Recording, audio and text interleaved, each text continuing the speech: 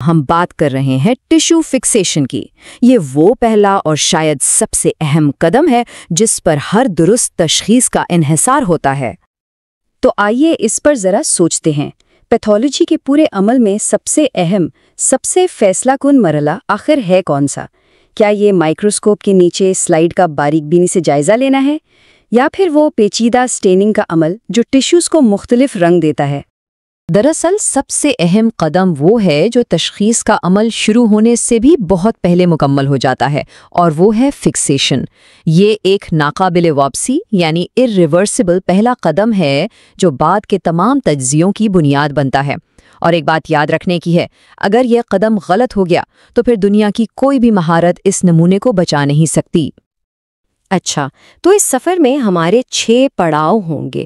ہم تشخیص کی بنیاد سے شروع کریں گے، پھر مالیکیولر کیمسٹری کو سمجھیں گے، ٹشو میں آنے والی جسمانی تبدیلیوں کا جائزہ لیں گے، مختلف طریقوں پر بات کریں گے، اس کا عملی اطلاق دیکھیں گے، اور آخر میں بہترین کارکردگی کے اصولوں پر بات ختم کریں گے۔ تو فکسیشن کی بنیادی ضرورت ہے کیا؟ سیدھے الفاظ میں یہ وہ عمل ہے جو ٹشو کو اس کی قدرتی زندگی جیسی حالت میں فکس یا مستحکم کر دیتا ہے۔ اور جیسا میں نے پہلے کہا، یہ ایک ناقابل واپسی عمل ہے۔ جیسا کہ مونوگراف میں بھی واضح طور پر کہا گیا ہے، ایک بار جب نمونہ خراب فکس ہو جائے تو اسے بعد میں کسی بھی ٹیکنیکی مہارت سے ٹھیک نہیں کیا جا سکتا۔ اس تصور کو سمجھنے کے لیے فکسڈ اوپن ڈور کی یہ مثال بہترین ہے۔ سوچیں، جس طرح ایک دروازے کو کھلا فکس کرنے کے بعد اسے ہلانا مشکل ہو جاتا ہے، بالکل اسی طرح فکسیشن کیمیکلز ٹشو کے اجزاء کو اپنی جگہ پر لاک کر دیتے ہیں، جس سے وہ سڑن اور بگاڑ کے خلاف مزاحم ہو جاتے ہیں۔ فکسیشن کے 4 بڑے مقاصد ہیں۔ پہلا، یہ آٹولائسس یعنی خلیوں کی خود تباہی، اور پیوٹریفیکشن یعنی بیکٹیریا کی وجہ سے ہونے والی سڑن کو فوراً روک دیتا ہے۔ دوسرا، یہ خلیوں اور ٹشوز کی ساخت کو ویسا ہی محفوظ رکھتا ہے جیسا وہ زندہ جسم میں تھا۔ تیسرا، یہ سٹیننگ کے عمل کو بہتر بناتا ہے تاکہ مائکروسکوپ کے نیچے ایک صاف اور واضح تصویر نظر آئے۔ اور چوتھا مقصد، یہ نرم ٹشو کو تھوڑا سخت کرتا ہے تاکہ اس کی پتلی پرتیں کاٹنا آسان ہو جائے۔ وہ کون سے کیمیائی عوامل ہیں جو فکسیشن کو ممکن بناتے ہیں؟ یہاں سب سے اہم نقطہ یہ سمجھنے کا ہے، فکسیشن کا بنیادی کام ہے پروٹین کی ساخت کو تبدیل کرنا، جسے ہم ڈی نیچریشن کہتے ہیں۔ اس عمل سے ہوتا یہ ہے کہ خلیوں کے اندر موجود حل پذیر یعنی سولیبل پروٹینز ناقابل حل یعنی انسولیبل بن جاتے ہیں۔ اس سے وہ بعد کے پروسیسنگ مراحل میں بہہ نہیں جاتے۔ اچھا، فکسیشن کے 2 بنیادی کیمیائی طریقے ہیں۔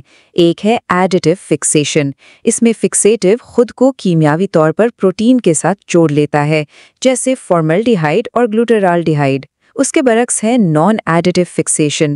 اس میں فکسیٹو پروٹین سے پانی نکال کر انہیں ٹھوس بنا دیتا ہے، لیکن خود ان کے ساتھ نہیں جڑتا۔ الکوہول جیسے ایتھنول اور میتھنول اور ایسیٹون اس کی بہترین مثالیں ہیں۔ یہاں ہم یہ دیکھیں گے کہ یہ مختلف کیمیائی طریقے ٹشو کی طبعی ساخت پر یعنی اس کی فزیکل سٹرکچر پر کیا اثر ڈالتے ہیں اور اسے کس طرح سے بدلتے ہیں۔ ان کے طبعی اثرات کی بنیاد پر فکسیٹیوز کی مزید 2 قسمیں ہیں۔ ایک ہے کوایگولنٹ اور دوسری نان کوایگولنٹ۔ کوایگولنٹ فکسیٹیوز جیسے الکوہول پروٹین کا ایک جالی جیسا نیٹ ورک بنا دیتے ہیں جس سے دوسرے محلول آسانی سے گزر سکتے ہیں۔ اس کے برعکس نان کوایگولنٹ فکسیٹیوز جیسے فارملڈیہائیڈ ایک گاڑھا جیل بناتے ہیں جو دوسرے کیمیکلز کی رسائی کو کافی سست کر دیتا ہے۔ اور اس فرق کو سمجھنے کے لیے اس سے بہتر مثال نہیں ہو سکتی۔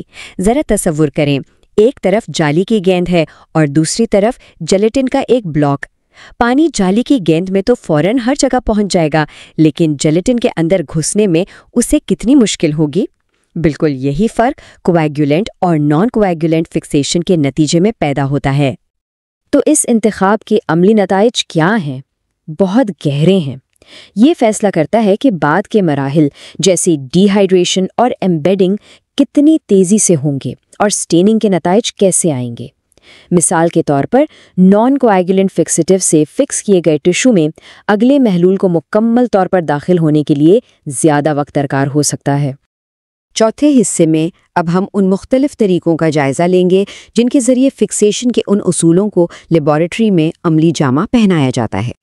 فکسیشن کے طریقوں کو موٹے طور پر 2 بڑی اقسام میں بانٹا جا سکتا ہے۔ ایک ہے جسمانی طریقے، جیسے مائکرو ویو سے ہیٹ فکسیشن یا ہوا میں خشک کرنا۔ یہ بغیر کیمیکلز کے کام کرتے ہیں اور خاص مقاصد کے لیے استعمال ہوتے ہیں۔ جبکہ کیمیائی طریقے، جن میں سب سے عام ہے امرجن فکسیشن یعنی محلول میں ڈبونا، یہ زیادہ تر ہسٹوپیتھولوجی لیبز میں معیاری طریقہ کار ہے۔ جب بات ہیٹ فکسیشن کی ہو، خاص طور پر مائکرو ویو کا استعمال کرتے ہوئے، تو یہ درجہ حرارت انتہائی اہم ہے۔ 68 ڈگری سیلسیس سے زیادہ درجہ حرارت خلیے کے نیوکلیس کو ناقابل تلافی نقصان پہنچاتا ہے، جس کے بعد نمونے سے کوئی بھی قابل اعتماد تشخیص ممکن نہیں رہتی۔ اب تھیوری کو عمل میں لاتے ہیں۔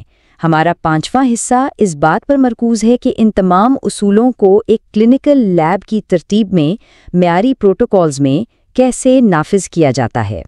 مسلسل اور اعلیٰ معیار کی فکسیشن کو یقینی بنانے کے لیے 5 اہم متغیرات یعنی ویریبلز کو کنٹرول کرنا لازمی ہے۔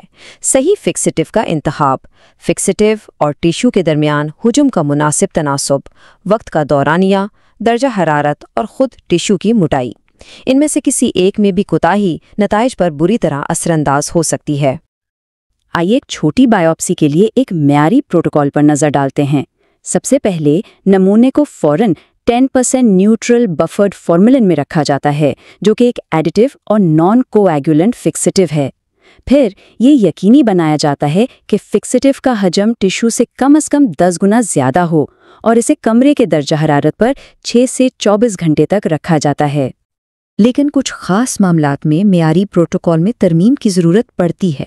مثال کے طور پر لبلبا جیسے انزائمز سے بھرپور ٹیشوز کو فوراً فکس کرنا پڑتا ہے تاکہ وہ خود تباہ نہ ہو جائیں۔ اسی طرح کچھ مخصوص ٹیسٹس کے لیے فکسیشن کے بعد اینٹیجنز کو دوبارہ فعال کرنے کے لیے اینٹیجن ریٹریول نامی ایک اضافی قدم کی ضرورت پڑ سکتی ہے۔ اور اب ہم اپنے آخری حصے پر پہنچ گئے ہیں۔ یہاں ہم تمام معلومات کو چند واضح اور رہنما اصولوں میں سمیٹیں گے جو تشخیصی مہارت حاصل کرنے کی بنیاد ہیں۔ تو حاصل کلام یہ ہے کہ 3 بنیادی اصول ہیں۔ پہلا، فکسیشن کا سب سے بڑا مقصد استحکام ہے، یعنی ٹیشو کو سڑنے سے بچانا۔ دوسرا، آپ جو میکانزم منتخب کرتے ہیں، چاہے وہ ایڈیٹیو ہو یا کوایگولنٹ، وہ براہ راست نتائج کا تعین کرے گا۔ اور تیسرا، متغیرات پر مکمل کنٹرول، یعنی صحیح ایجنٹ، حجم اور وقت بہترین نتائج کے لیے انتہائی ضروری ہے۔